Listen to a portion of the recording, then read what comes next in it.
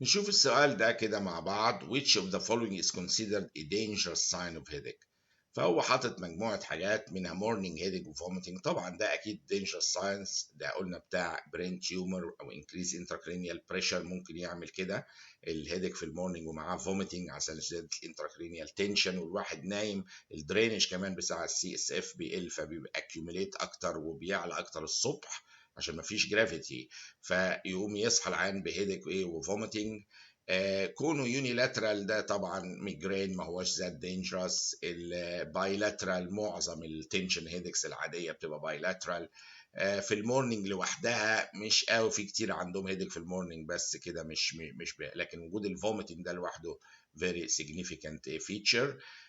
الاورا، وجود الاورا دي برضو مع الميجرين ما هياش حاجه تقدر تقول انها دينجرس يعني. فلكن اللي تخض بصحيح مورنينج ايه headache with vomiting دي تساوي possibility of tumor وانتراكرانيال ايه تنشن عالي ايه في البرين. فانا مجمع لكم هنا كم واحده dangerous signs للهيدك. المورنينج هيدك مع vomiting اللي هو زي السؤال ده اهو، وده بيجي مع ايه برين تيومر ومعلي الانتراكرانيال بريشر. worst headache in my life ده بيجي مع ال sub arachnoid hemorrhage headache with fever and neck rigidity بتاع المننجايتس، وكل واحده طبعا ايه ليها ابروتش علاجي مختلف. A 10 year old girl دي طفله كانت ايه presents بsymptoms of upper respiratory tract infection. She is incidentally noted to be hypertensive on examination. يعني كذا مرة لقوها hypertensive في الاكزامينيشن. والسيستوليك بلاد بريشر بتاعها كان 116 75 which is at 95th percentile for her weight and height. What is the next best step في المانجمنت؟ يعني هي كذا مرة الدكتور لاحظ انها او الدكاتره لاحظوا انها الضغط عندها عالي وطفله صغيره. في حالة زي كده، ومش كل مرة يعني انسيدنتالي احيانا، طالما هي احيانا دي مهمة قوي نتابعها على طول في ال 24 ساعة بمونيتور امبيلاتري بلاد بريشر ميجرمنت، اللي هي في كل وقت وهي بتتحرك ايه تبقى موجود الجهاز موجود وبيقيس الضغط ايه على طول. واتابع مده بحيث ان انا اقدر احكم على هذه الطفله هل عندها موضوع القياس الغلط ده حاجه مننا احنا، ولا هي فعلا بيحصل لها فلكتويشن في البلاد بريشر نتيجه اسباب كثيره، ممكن في كروموسايتوما مثلا على سبيل المثال. فالفلكتويشن في البلاد بريشر ديت اللي انسيدنتالي بتبقى ديسكفرد ممكن تمشي مع في كروموسايتوما. طب انا مش هقعد استناها بقى واسال لحد ما في كروموسايتوما تطلع شويه كاتيكولامينز، انا هعمل لها امبيلاتري بلاد بريشر مونيتورنج في ال 24 ساعه واشوف واخد وقت كفايه واشوف هل بيعلى فعلا وعده مرات في وقت معين الى اخره. فدي كيس تيبيكال، طالما لقيناها كم مره هايبرتنسيف كده نعمل لها امبيلاتري بلاد بريشر ميجرمنت عشان اشوف الاحتمالات والاندوكراينال possibilities اللي زي ما قلنا. Which one of the following is most likely to be found in a patient with thyrotoxicosis؟ هو طبعا لما يقول لي اي اس ار دي مع الديكرفا ثايرودايس اللي هي الفيرال، مش جنرال للثايروتوكسيكوزس. انتي تي اس اتش ريسبتور دي بتاعه ستيمولاتري انتي بوديز، دي بتاعه الجريفز ديزيز اللي هو الاوتو اميون العنيف ده اللي بيبقى فيه اكزوفثالموس جامد. انتي ثايرويد بيريكسيديز انتي بوديز دي بتاعه الهاشيموتو ثايرودايتس مش خاصه بالثايروتوكسيكوز. لكن ديكريس تي اس اتش ده لجميع انواع الثايروتوكسيكوز تقريبا باستثناء رير فورمز اللي جايه يعني من ريليسنج فاكتورز وهايبوثالاموس. لكن اساسا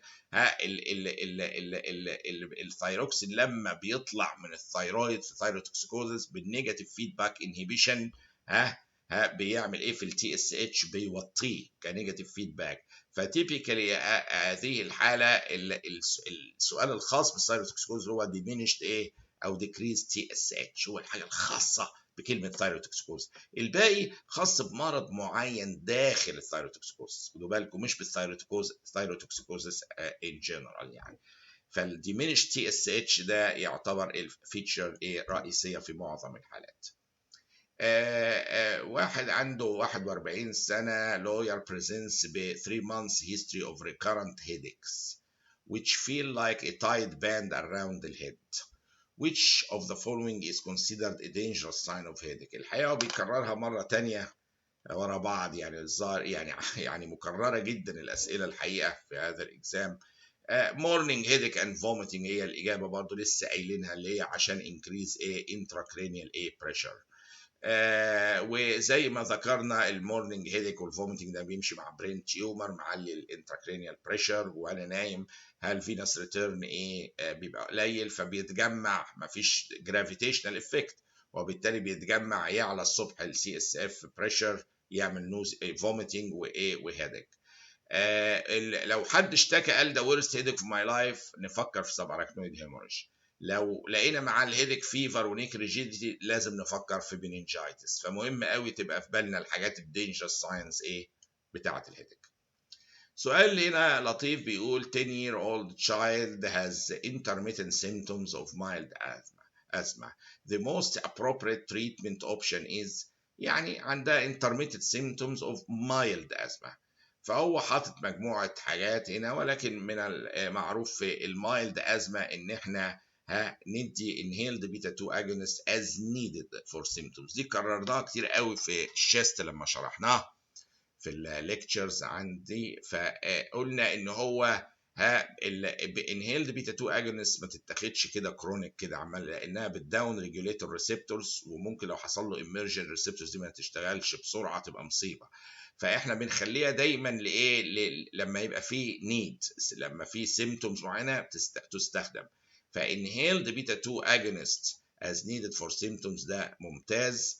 لان الحاله مايلد وانترميديت، مش محتاجه ان انا امشيها على علاجات مدد فور ايفر، لانها مايلد وانترميتنت سيمتومز، ما هياش حاجه تعباها للدرجه ان انا امشيها على علاج فور ايفر اورال ثيوفيلين على طول، ولا كرومولين ولا ديلي انهيلد ستيرويدز. ما تستاهلش الموضوع ده. هي بيجي لها انترميتنت سيمتوم. لما يجي لك السيمتومز يا حبيبتي او بنتي تستخدمي الانهيلد بيتا 2 اجونست ده كانهاليشن. ونعلمها ازاي بالجهاز ده، بقى سهل قوي بالنسبه للاطفال.